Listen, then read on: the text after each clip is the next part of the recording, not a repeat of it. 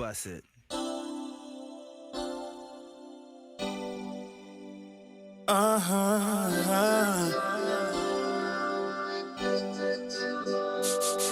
we take it slow? Can we take it slow? Yeah, yeah. Yeah.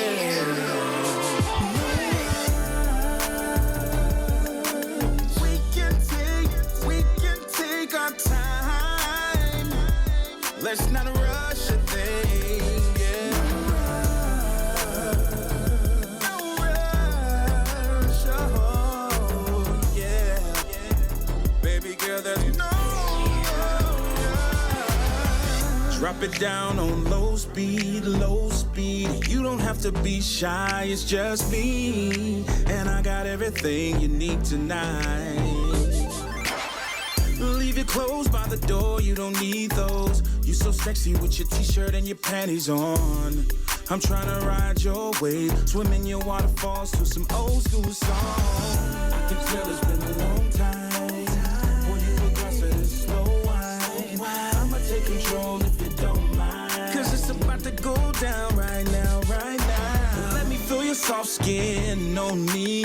I could please your body, baby, go deep. And it goes on and on. Sunny days, sunny days, sunny days. No clouds in the sky, but I get away. Feels like it's been a freaking decade. Sorry, don't call me cause I'm gonna be on break.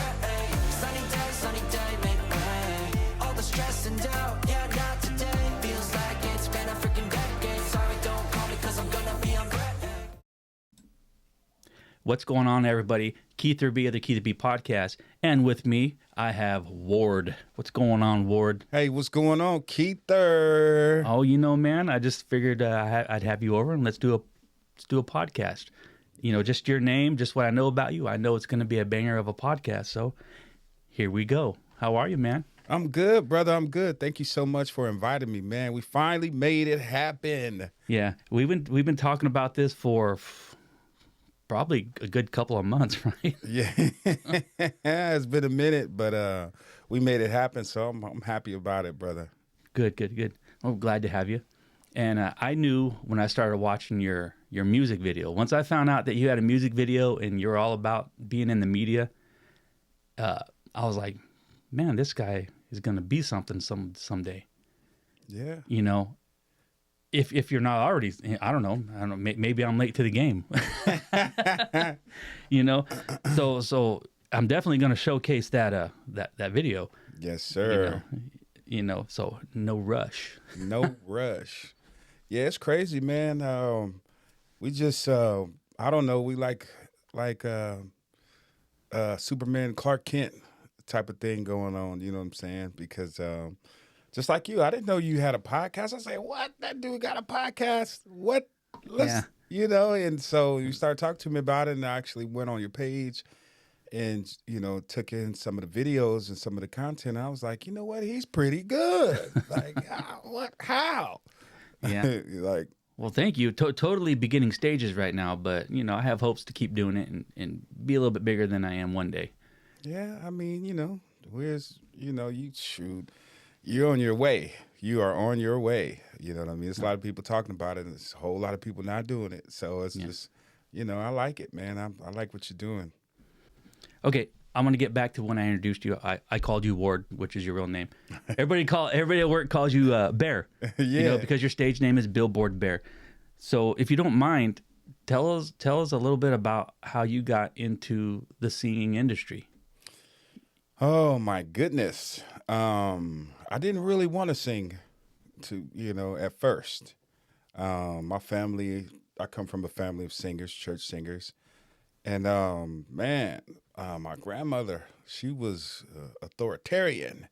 If she tells you to sing a part, you're going to sing that part, you know. And then I get it from my mom too. Like, my mom is an awesome singer. And so was that in the church setting? In the church setting, okay. And at home, like, they sing while they cooking. So, you know, they sing all day. Like, so it's just like, it was different for me because, you know, my dad, he was like, dude, stop doing it. Stop singing and, you know, get back on the field and let's get back to this. but I just kept singing, and when you have it naturally, you can't do nothing with it. It's there. You can't put it away. So that's how I started. My family was singing. My family had musical instruments all the time, and like when we had parties, we had live bands at home, like Christmas and all live band, like instruments everywhere, full studio. I'm 6, 7 years old, full studio in the house. Like, so I come from that. Like, it's crazy. That sounds pretty awesome. If you ask me, I wish I was part of that. Yeah. I wish we were friends growing up. Yeah, it was.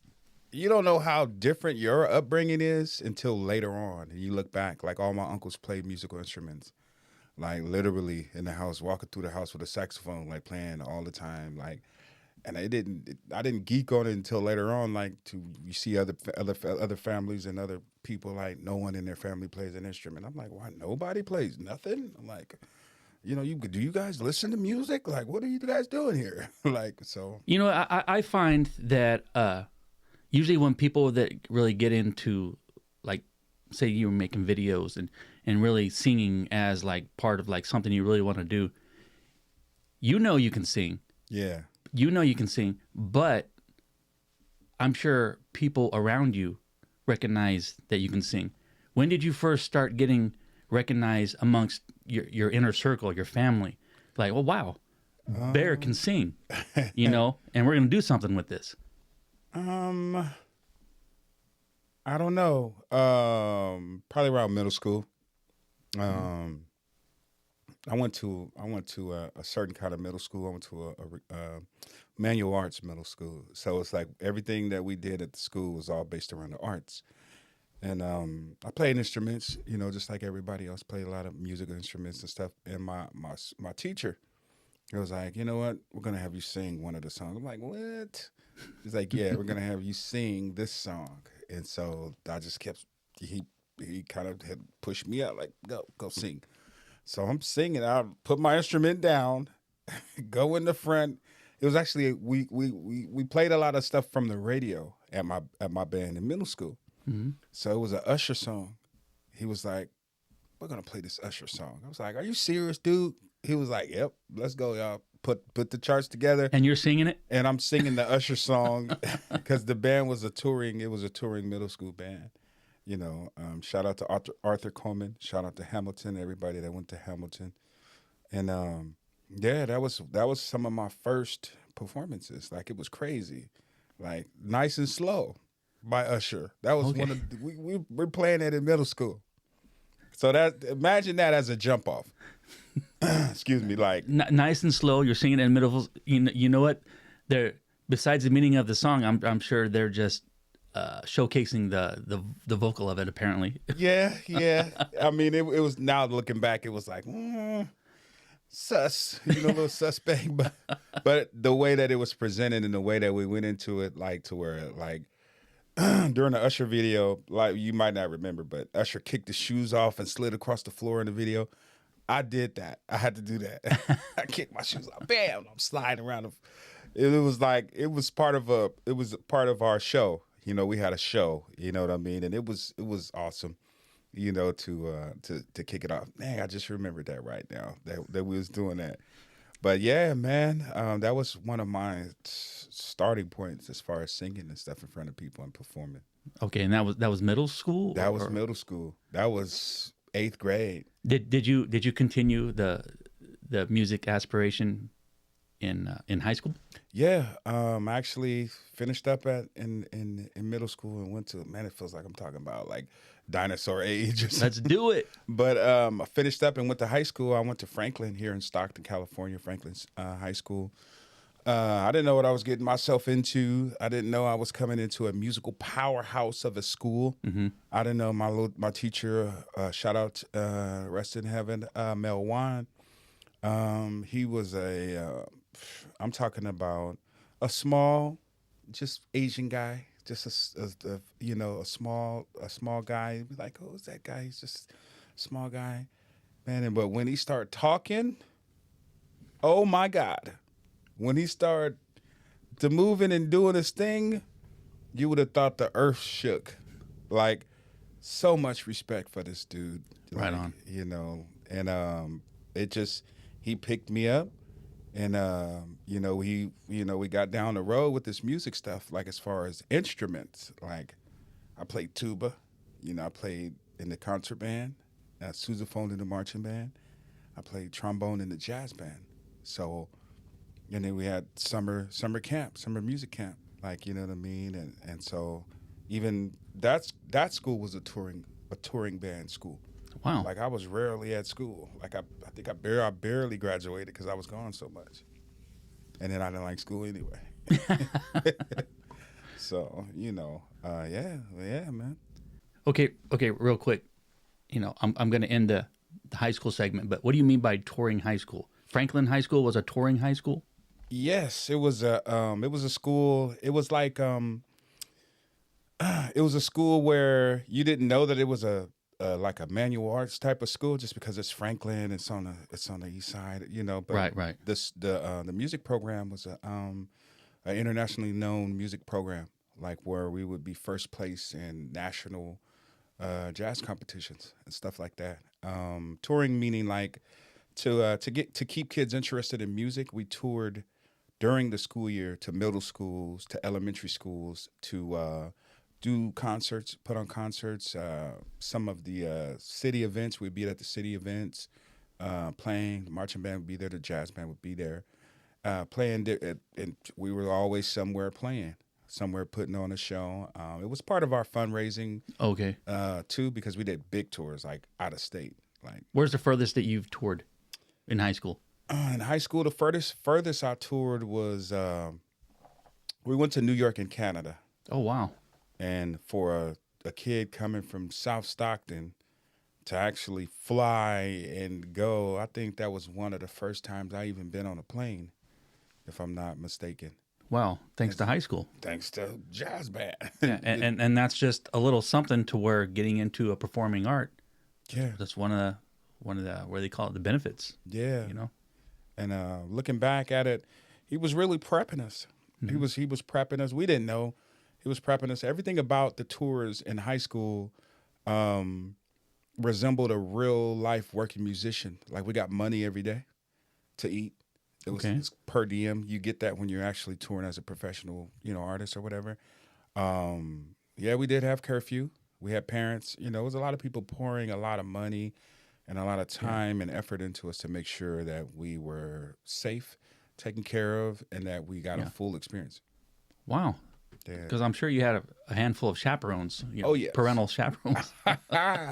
Yeah. You young, hot, you know what I mean? Yeah, you in a whole new city doing. But the only, that's why I say that kudos, to my band teacher, like the respect and representing, the city and our school. It was something that was ingrained. So we didn't have to, we didn't get out there and act a fool. Like, oh, they from Stockton, they act stupid out here. No, we were very well polished, very well mannered, very well, Because Stockton has a reputation, and you guys were a good representation. Yes. So it was a lot of it was a lot of that going on as far as making a great presentation. Okay, you mentioned that you lived in South Stockton. You grew up in South Stockton? Yep. Yeah. Whereabouts South Stockton? Because I know me growing up on East Side Stockton, I know South Stockton had an even worse reputation. So how was growing up in South Stockton? I'm like, what was it? Does it go against of what the stereotype is, or was it pretty good? Man, you will be surprised. You'll be surprised how family oriented South Stockton was. I moved from Sacramento to Stockton, and I grew up like 7th grade. I was I was new to the city, new to the school. Coming from Sacramento was a world of a change. When I was growing up in South Stockton, it was just family-based, family-oriented. We had the Boys and Girls Club. We had the gym, open gym. We had open gyms all over. We used to come to the east side, go to open gym, at the Boys and Girls Club. There was so much to do. There was so much, to do. Even just the gyms and the Boys and Girls Clubs, they annexed to different parts of the city. Like we would be at Van Buskirk, we would be at Oak Park, we would be at, and so it was always something to do. Like if you had to kind of work a little bit harder to get into a gang back then, you had to work a little harder. Gotcha. And you know, that's why I asked, because, you know, I grew up on the east side Stockton, overprotective parents. Yes. I'm going to go ahead and just say it right off the bat. Yes, sir. And I think they've heard of some of the gang problems from South Stockton. And it was like, don't you guys dare set foot in South Stockton. So that's why it's good to talk to somebody who actually lived in South Stockton. Yeah. And to get your perspective from it, because I was never around it, because we were told don't ever go there. Not that we ever had a reason to, because we always stayed where we were raised, you know. Yeah. Okay. Yeah, it was cool. It was cool growing up out there. I mean, nobody's gonna say it, but 90% of the people out there doing stuff that they shouldn't be doing, they're only doing it. They were going out of their way to do that stuff. Like it was a lot of dudes that come up through school with us, and I was like, man, why is this dude hanging on the corner? That's just because that's just what he was influenced. Right. You know, like 80 to 90% of the people that I graduated and went to school with, I'm still in contact with. They're all, you know, upstanding citizens and stuff like that. And we only lost a few, like as far as the streets or to drugs or even if whoever, you know, we only lost a few. Like, Okay, very nice. So let's move. Okay, thanks. You know, because you mentioned you were from South Stockton, I just kind of wanted to ask that question. And great, thank you. Now, moving on from high school. yeah. After high school, what did you go on to do? Did you further follow your singing, or did you go into working somewhere? Oh, man. It was a whirlwind of jobs, of Delta College. I went to Delta for about a year and a half. I played football for a little while. You know, I played football in high school, too. I was all state, all league, all everything. And so I was like, man, you need to just play football. You know, so I played football for a little while. I didn't like it that much.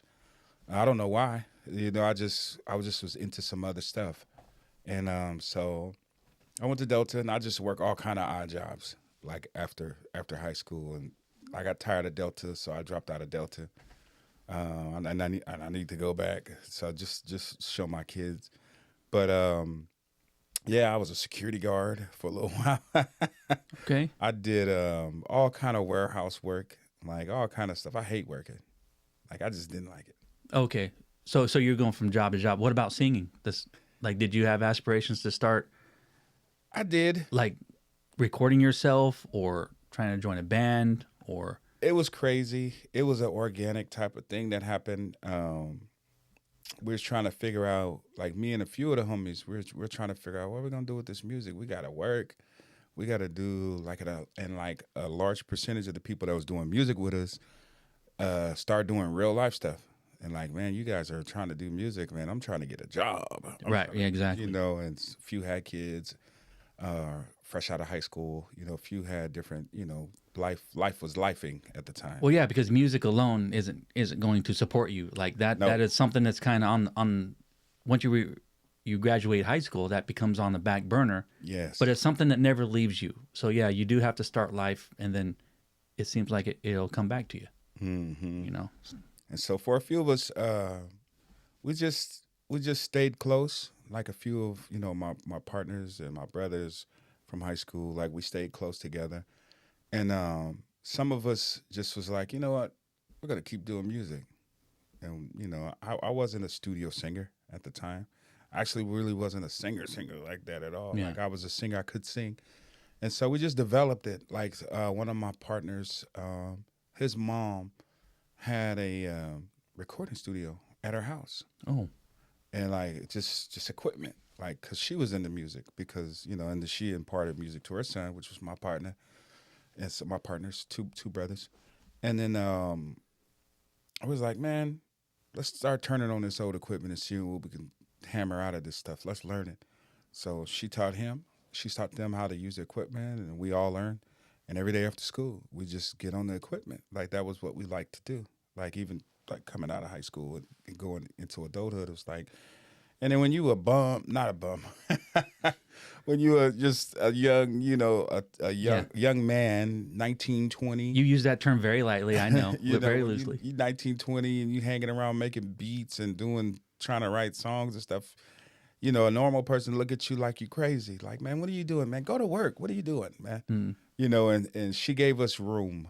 You know, she gave us space to develop and to grow. You know, because there was PG&E, there was food we was eating up, there was space we was taking up. You know what I mean? There was a lot that we was, you know, doing at the time. We'd be up all night making noise, full drum sets, doing. And so she dealt with us. She made a lane for us. Like when we needed new equipment, sometimes she would probably swipe the card and go get it for us. It was a lot, like, you know, and sometimes we don't think about that, like the sacrifices people make for us to be who we are. Right. You know, I love her for that, and I always thank her and give her her flowers, you know, for making a way for us, especially for me, for sure. I ain't your son. So let's skip a little bit to working at a prison. When did you start working for the prison in Tracy, dual vocational institution? Man, look, I didn't even start at Tracy. Really? My aunt was working in Stockton, you know, at the facility in Stockton, and she was telling me about, nephew, you need a job. You need to work for the state or something like that. Get you a real job. You know, I'm like, hey, G, how much they paying? They paying pretty good. I'm like, okay, well, you know, I started as a custodian. Like, you know, I was mopping floors, cleaning toilets. I was doing. Where was that at? In Vacaville. You know, I started at CMF in Vacaville, and then you know, I was commuting like that hour and 15, like, you know, one way, so 2.5 hours a day, and so just to get my foot in the door and try it out, you know, I was petrified when I got there, you know, like, this is the way you go in? Yes, this is the way you go. When I walk in and then I'm in the middle of a prison. Yeah. I'm looking at people walking. They have a real main yard there, a real main line, like, you know, and it's people walking back and forth, you know, like the residents were walking back and forth. Right. And I'm like, can somebody chaperone me to where I need to be? Because I'm in the middle. It's different. It's way different. Your first day. Yeah. And ain't nobody holding your hand. You're in an actual prison, and there's inmates everywhere. And you're actually locked in. I mean, that's something to take in. It's something to experience. I said to myself, okay, I'm from South Stockton. I can't be nervous like this. This don't make no sense. And I'm like, you know what? I'm going to just walk down this way. Where do I go? Somebody help me. Where do I'm supposed to be at? I need to get to this office.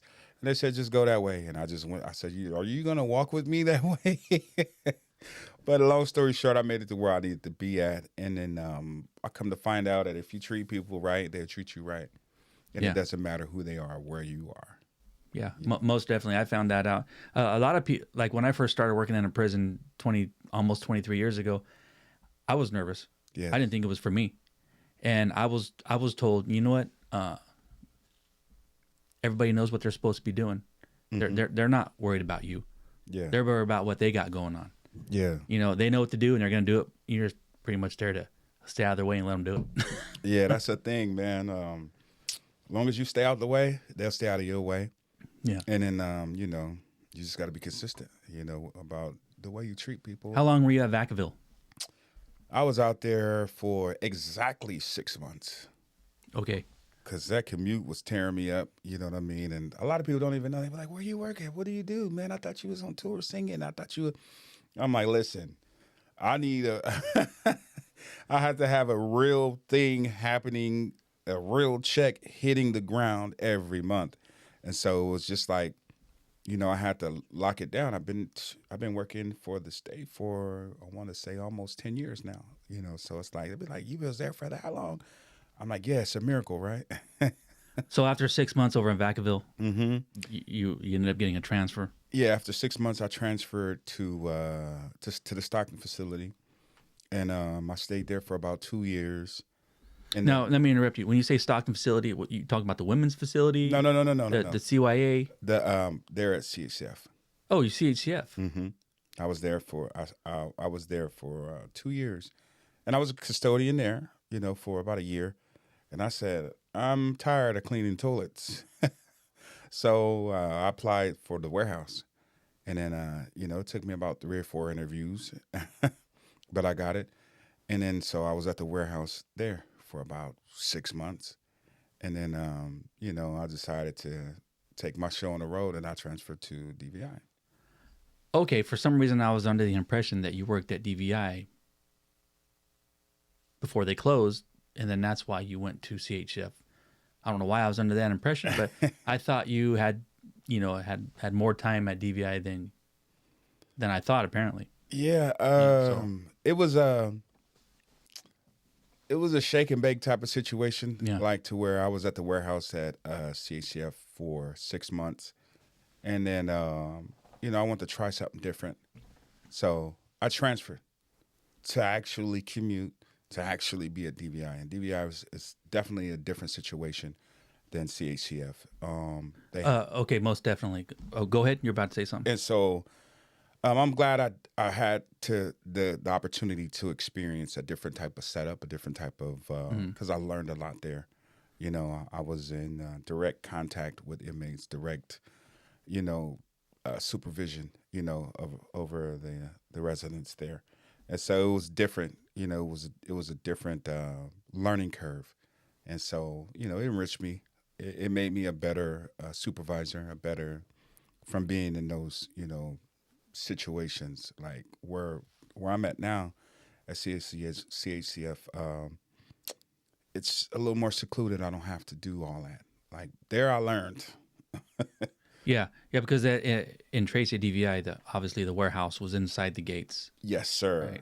Right? I suppose at this place, CHCF, the warehouse is outside the gates. Yes, and so You play a little bit different role now here than you did over there, right? yes, it's a totally different role.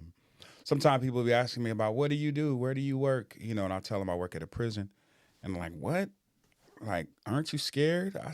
When I first started, I was scared, but now it's like whether you're behind a wall or whether you out in the street, it's the same thing. Like you're gonna protect yourself, you're gonna protect your family, and treat people right. They'll treat you right, and then you got to keep your antlers on anyway. So it's just, I think it's enriching. Like, I think it gives me every once in a while, a guy will walk up to me like, hey man, I know you, every once in a while. And Yeah. and then I don't have to feel any kind of way because I treated them all right. I treated everybody, fair and right, and Most definitely. it's never a fearful moment. Like, you know what I mean? Even while I'm out. That just goes to show you, no matter what your role is working in a prison, just treat everybody with respect. If anybody comes at you out of nowhere with some crazy stuff, obviously you have to deal with it. Yeah. But as long as that doesn't happen, yeah, just treat everybody like they're everyday people. But know what time it is. Yes. Know where we're at. You know where we at. Your awareness has to be on point. Has anything so far working, and this is like a group question of everywhere you worked, working for the state. Has anything ever happened to where you're like, man, forget this career, forget working for the state? Has anything ever happened to where it was like kind of so bad to where it made you want to like, man, screw this, I'm gonna go do something else? There's a few different situations that took place, and it's never it's very rarely that it's the inmate. Right. It's always free staff. Like free staff, you get into problems with people. And, I had to check my ego a few times because of the environment we're in and the place that we work. So, I had to really like just, I had to check myself a few times because there's levels, to what we're doing. And, you can't piss off the boss. So Yeah. it don't matter that we work here, we work for the state. You just have to keep things. Life's a little easier when you don't piss off the boss. Yes. Yes. And so a lot of times, a few different times, a few different things happen, and you just have to use finesse, use finesse and use tact, and just be mindful, like you're saying, just be aware. They're people too, some people are easier to work with than others. You just have to take it with a grain of salt and keep working. Just like you've worked for a long time, for the state. So it's like, okay, you didn't just tap dance all the way through all of those years. It was Yeah. It was a lot of things you ran into that you had to, overcome. Yeah. Not that I'm going to get into it, but I wanted to quit on my second week. I was like, I don't know if this is for me. My second week as a correctional officer, rolling into Sea Wing, where the north and south they were on lockdown, because apparently before I even started the prison, while I was in the academy, they were on lockdown. I guess they were on lockdown because of a big riot that happened long before I started, and they started the protest, and all 3 tiers were flooding. Oh man. They're in unison, north and south. They weren't getting, I guess, supplies, or they were just been in their cells for too damn long. And all 3 tiers, they were flooding at the same time, to where the first tier was flooded, and all the water was going out of the unit into the main quarter, west quarter, and they had us new people were in there squeegeeing the ground and squeegeeing all the sewer water into the pipe chases.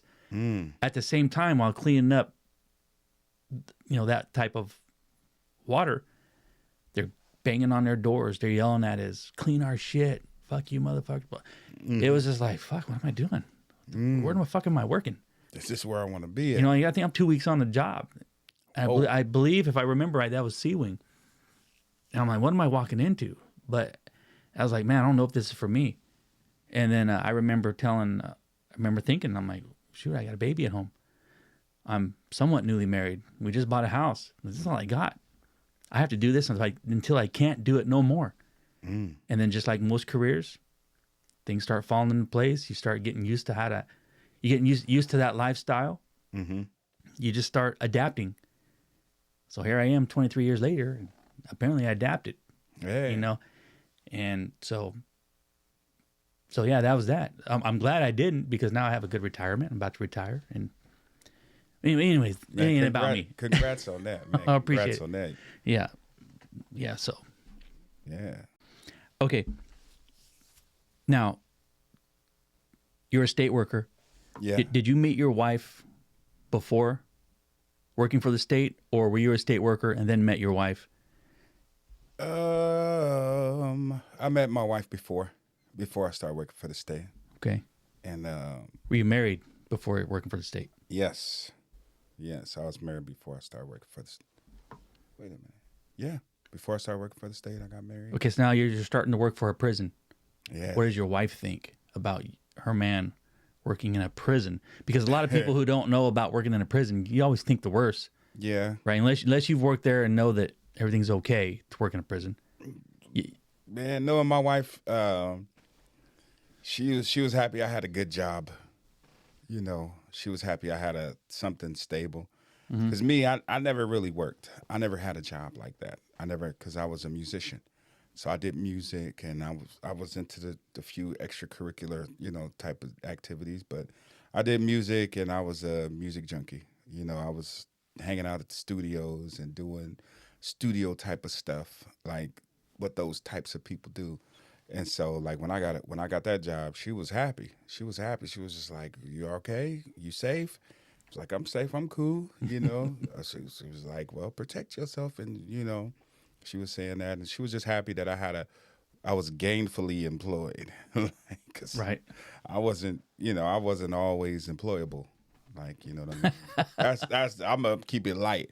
I wasn't always employable. I didn't care. I was a different person.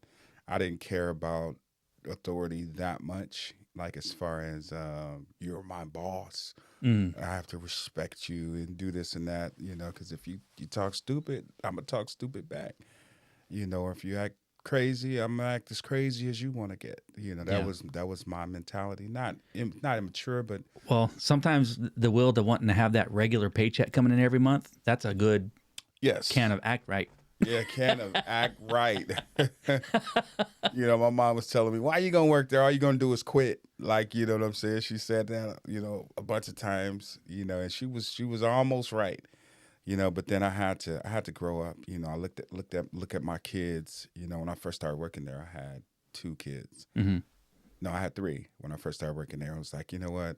I got to grow up, and I got to dig my heels in, and I got to do what I need to do to even outside of touring and music and stuff like that. Because a lot of people be like, "Man, you just working, and what you doing? You're not a superstar anymore. Like, when are you going to be on TV?" Like, wait a minute, calm down. There's more to it. There's more to this. Like, sometimes it's stamina, sometimes it's endurance. to be able to do these things and to get to these places. You know, let me hit on that real quick. What you just said. So you've actually toured with your Yeah. music. So were you signed with a company, or were you singing for yourself? So what about your touring? Where did you tour? Mm-hmm. And what's going on with that, man?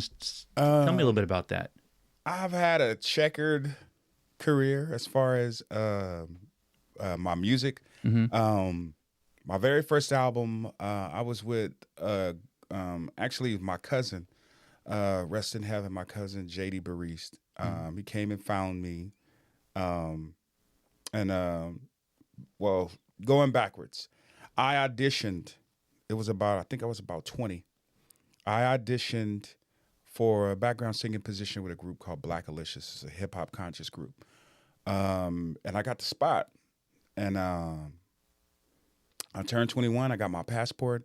I didn't know what I was getting myself into. I had no idea. This group was up and coming. They had a major deal. So with a major deal comes major tours. I didn't know, there was a friend. It was one of my brothers. It was his cousin. And so I got an inside line on an audition. And so they was like, okay, you the family, you the homie, you sing pretty good.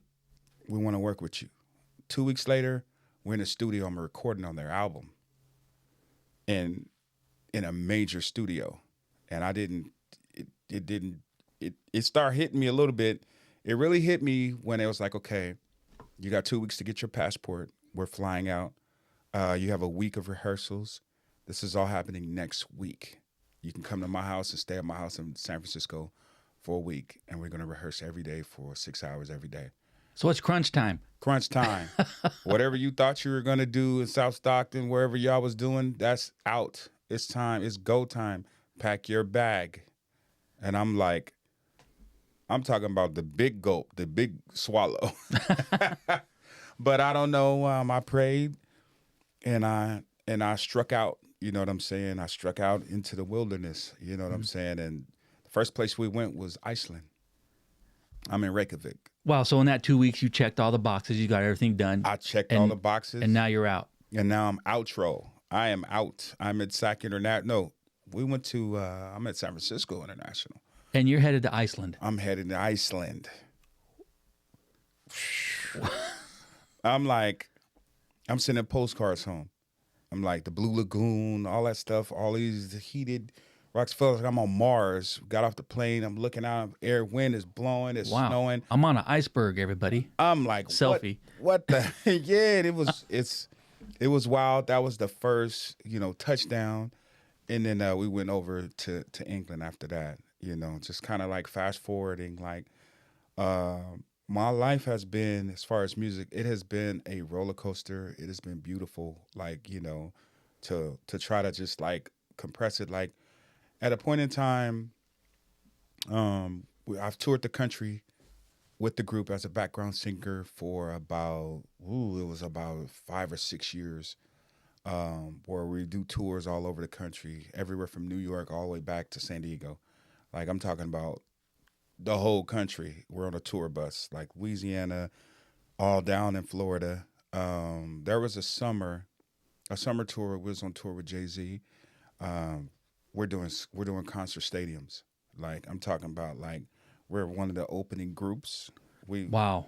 And so we would sometimes we'll be on the larger stages, sometimes we'll be on the smaller stages, but we were on the bill.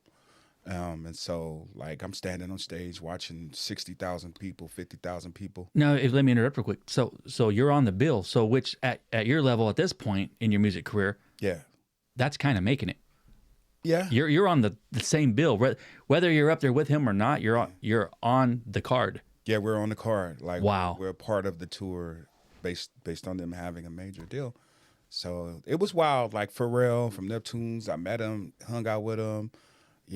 Back then I smoked weed, so I was smoking weed with some of the people you wouldn't even believe. Like we opened during the touring time, we opened for Outkast, we opened for Mos Def, we opened for Norah Jones, and I'm just a background singer. It's not my group. I was blessed to even, be out there with these guys. Like for sure. And so I got to see a lot of the country. I got to meet a lot of people. I was in Vibe magazine just for being a background singer. Like it was crazy. It was crazy. My personal recording career didn't start till after that. So it was a lot of ups and downs, like you know what I mean, and it was crazy. It was beautiful, man. I didn't even know at the time what I was experiencing, like because you don't know because it's so far ahead of you, it's so over your head. You're like, I'm in a mastering plant where they master music in New York City, and you're sitting in there. You're on a 37th floor. You're at a major, and I'm looking out the window. And I'm like, what am I doing? It seems like you landed in a spot that a lot of people struggle to get to. Yes. And my naiveness and I could take responsibility for it now. My lack of vision, my lack of immaturity got me out of that. Like it kicked me out of it. Like, you know, because I was my head got big and I was just getting ahead of myself. Like as far as like who I was and I'm somebody. You know, and in reality, Gotcha. I got allowed to be there. And so at that point, there was like, you know what? Go ahead and do what you want to do on your own. We're going to continue on without you. They didn't kick me out of the group. I was just being hard-headed, like about a tour. We were going somewhere. And I want to say Africa. Mm-hmm. We were flying to Africa. And something happened, and like some of the payments were slow coming, and I was being a jackass at the time. Like, hey man, you get me caught up, or I'm not. You know, you're what? You're not gonna what? Okay, well listen, if you don't go on this trip with us, and you giving us a hard time, we're gonna say bye. We're gonna split parts. Mm-hmm. And I said, well, bye. And then they said, well, bye. You know, and then they went. I hate it to this day. That was a bad move. They went to Africa, left Africa, went to New Zealand, left New Zealand, went to Japan. These are all the countries I've never seen. These are all the places and experiences. Mind you, if I had somebody to sit me down and slap the shit out of me and tell me, listen, jackass, when will you ever get to see these places and get paid to be there? Right. Just when? I would have. Listen. Shut up. Get on the plane. Do your job, and sacrifice for the team. You know, I wasn't thinking about the team because they were feeding their families. You know what? I think this is the universe talking. This is the big guy upstairs talking. Yeah. I think that maybe the path you were on with that stardom is like you said, your words, like you became bigger than in your head what you were. Yes. So, and this is God's way of saying, you know what? We need to slow this guy down. He's meant to be here on this forum. Yeah. But if he's going on this route, yeah, he needs a little checking. Yes. And I got checked. Need a little bit more humbled, maybe. Yes. That's what it sounds like. I got checked. I got checked. Mm-hmm. And from that, and I'm still being checked. That's why a lot of times I run into people and they be like, man, why you ain't so confident? Why you ain't all out there with things? Because I know for a fact that I'm just a humble person doing something that, you know, Yeah. the big man is allowing me to do. So anytime I get outside of myself and get too heady, then I'm headed for a destruction. So I'm gonna always keep everything where it needs to be. I try my best to keep it down here. And you need to know everything happens for a reason. Yeah. Right? If you're destined for greatness, which I know you are, Indeed. everything happens for a reason, man. I accept that. So God's like, okay, that path to where you need to be is not. This is what I truly feel. God's saying that wasn't the path for you. Yes. You need to take this detour. Yes. So we're going to go ahead and put you on different tracks, Yes. if you will. I mean, that's what it sounds like to me. It's been enriching. Yeah. You know, it's been enriching. Like sometimes, like even right now at my age and for what I'm doing, like even on my own, like fast forward, I recorded an album and I got picked up by a local label. That was Okay. Port City Records. And Port City Records are the founders of a group called Ninth Creation. Okay. Ninth Creation is one of the top premier soul and funk bands in the country. Wait. Are we about to talk about No Rush? Yeah, we can. Wait. I thought that's where you're leading into.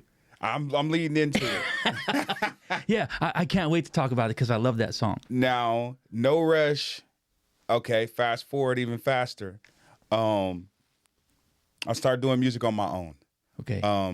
And then I start touring on my own too. After I released my album and stuff like that, my song there was a precursor to No Rush. It's called Do or Die. Now, Do or Die was on the radio in London, and I didn't know. They reached out to me. They found me. This is like MySpace days. Okay. They had to find me. They found me and flew me to London to perform. I'm talking about 10,000 people in the room screaming my song. And I had no idea because I'm here in the States. Like, literally, like the song is still playing. So it was actually being aired Actually, and you didn't know it. I did not know it. I was a star in London and I didn't know. Off of one of my songs from my independent release. I had no idea. Wow, that's awesome. I've toured to sing that one song in London 3 times already by myself. Paid full week in London. Paid to perform, all my hotel, my travel, everything 3 times already. Hey, if that's not something to let you know that you belong in that industry, I don't know what does. True. You know? True. I'm grateful. I'm thankful to the people, the fans and the super fans and people that's like, you know what, we want to see you live. It's so humbling that somebody wants to see you in a different country and stuff like that. And even now, like I touch down, I get picked up, by driver, radio interviews and stuff. And I go there, even if I go there now, like, radio interviews, people like I tap in. Like I've done shows during COVID. They had me do a show via Zoom. Like it was a paid show. It was about 800 people in the Zoom room, where I'm just singing. I'm at my studio. I'm singing live. I'm you know what I mean? Like, wow. It was crazy, bro. It's been a beautiful journey. It's been a beautiful journey. I've seen a lot of places and ran into some beautiful, awesome people. And I was just sitting around, just working like we do. And then a guy was like, dude, what are you doing? I said, I'm just chilling, bro. I'm working on a little bit of music. I had my own recording studio in town for a couple of years. He's like, let's do something. I said, what you talking about? Because I'm not doing it small. So what are you talking about? He said, you know that song you got sitting on the reel, sitting on these reels over here? He actually had the music. And he couldn't do nothing with it. And so I said, bro, if you give it to me, dude, I'm going to blow that out of the water. He said, run it. I said, run it. Make it happen. So 2 days later, I got a whole song. And I said, what you want to do? He said, what you want to do? I said, I want to go big. He said, well, let's go big. 3 months later, we had a mansion filming the actual No Rush video. Like, wow. It was like a 4-month process. Like mixed, mastered, released, marketing and promotion, the whole get down. Yeah, it was a little expensive to do it the way we did it, but it was like, if we're going to do it, let's do it. You know what? And that's why I wanted to talk about it, because I know when I saw the link on your Facebook page, when we first became Facebook page, I don't know, what was it, 5-6 months ago? Mm-hmm. I was like, I started watching, my eyes bugged out. I'm like, what the heck? Yeah. I mean, dude, this is like MTV video right here, Yeah. That was the thing, like, now at my age, seeing all, now telling my story and seeing all this stuff that I've seen already, it'll make that make sense. Like, you know what I'm saying? Like, man, you guys spent too much money. Y'all going crazy over there. How do you go from that to that? It's just because that's what I wanted to see in my career, in my life right now. I feel like I'm on that level. I don't want to stand in front of a car at a liquor store, do this bootleg. I don't want to do nothing bootleg. If we're going to do it, let's do it. Yeah, I think what stands out when I started watching the video, and of course, to the audience, we're going to showcase that. Of course, the production value, it was phenomenal. I was like, wow, they did went big.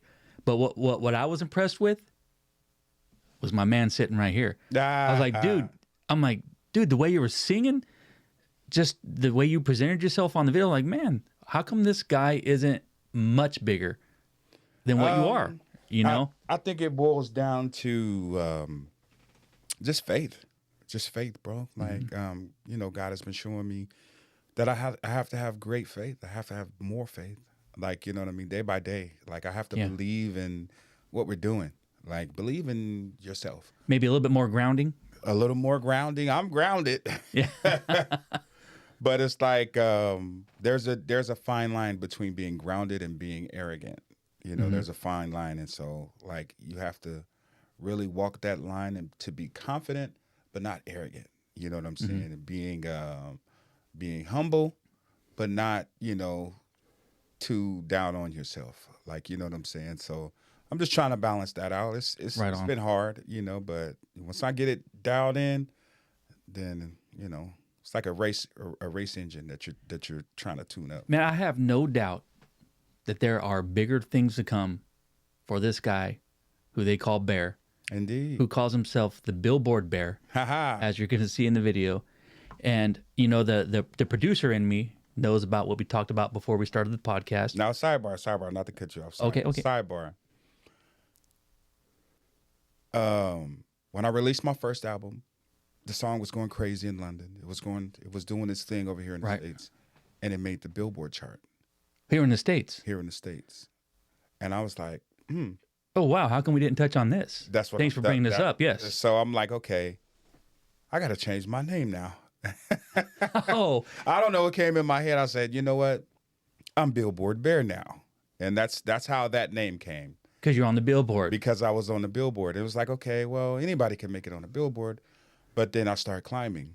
And then I went to about number 2 in hot hip hop singles. So I'm behind Beyonce now with my picture in the Billboard magazine.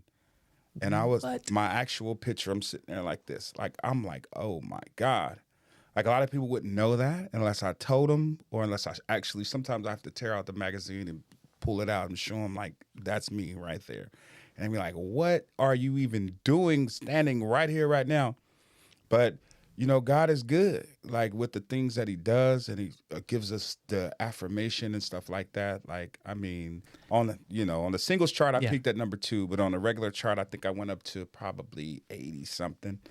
Like, not far, but I was there, and I was, you know, I did my thing, and I was in the ranks, you know, like, actually. Man, I hope talking about this tonight, I hope this lights a fire under your ass. Yeah. I hope this inspires you, because I'm like, I can't believe you're here in my studio. It's like, See? I'm such a fan. I'm a fan. Like, there you go. Especially, I liked you anyways, but then I saw the video, like, wow, this guy's on a different level than what I thought. Yeah. You know, so I hope this lights a fire, man. Pursue this, because I think the sky's the limit for you, sir. I believe that. I accept that. You know what I mean? And it's just, like I'm saying, like, stamina. You know, stamina and endurance. Yeah. Like, sometimes consistency. Now, with that said, I know our everyday life does get in the way. Yeah. You know, that does have to come first, because we have to handle what we have to handle at home. Mm-hmm. You know, and like this podcast, I this is something that I want to put energy into, but obviously I got to go to work. Yeah. You know, I got to work some overtime. Yeah. Got to pay some bills. So thank you for agreeing to come today. You know, we kind of put this together last minute. Yeah. What it seems like, you know. And, you know, the producer in me knows about what we talked about before we started. You have an important appointment. Yeah. You know, so time is limited, and I just know that I wanted to hit on No Rush. Yeah. And we got to it, and we talked about it, and we learned a lot about you and your singing career. Yeah. Everybody who sees this is going to know a little bit more about you. Yeah. I mean, know, and then that's what this is about. Yeah. Just opening up and letting people into my little world. It feels like nothing to me. It feels like it was ages ago. Mm-hmm. But they're definitely accomplishments, and they're definitely, like, you know, notches on the belt or whatever, whatnot. But, you know, it's all about what we're going to do next. You know, that's why I don't talk about it that much. It's a part of my story, but I definitely want to do some more stuff. There's another No Rush coming. We got a few songs. I got a few songs. You what do you mean there's another No Rush? There's another song. Like a song similar to it that's going to be as as Yes. productive value as that one? Yes, sir. Very nice. Yes, I know. I sir. can't wait. We got a few. You might get an exclusive over here at the Keither.B podcast. We might have to get you an exclusive. Well, you know what? If that happens, you know what? We're gonna have to be sitting in the studio again. Oh, And yes. we're gonna have to announce it. This you know? ain't my only interview here. I'm coming And I'm back. here for it. Just so you know, I'm here for it. I'm coming back, my boy. You can't get rid of me now. You got me now. It's over. That's right. That's right. You know what? You're definitely in the circle. Definitely in the circle now. So with that said, I'm going to go ahead and end it because I know you have somewhere to be. And man, phenomenal podcast. Thanks for coming. Thanks for talking. Thanks for making the time. Yes, sir. It was my pleasure, man. It's always my pleasure. I'll come back anytime you need me to come back, brother. Very nice. Ladies and gentlemen, Billboard Bear. Thanks for coming, buddy. Thank you so much. It's all good, man. Thank you. Thank you so much, my guy. Oh, don't tear down the wall. Yes, sir. Great time. Great time. Great time. Right. Peace out, everybody.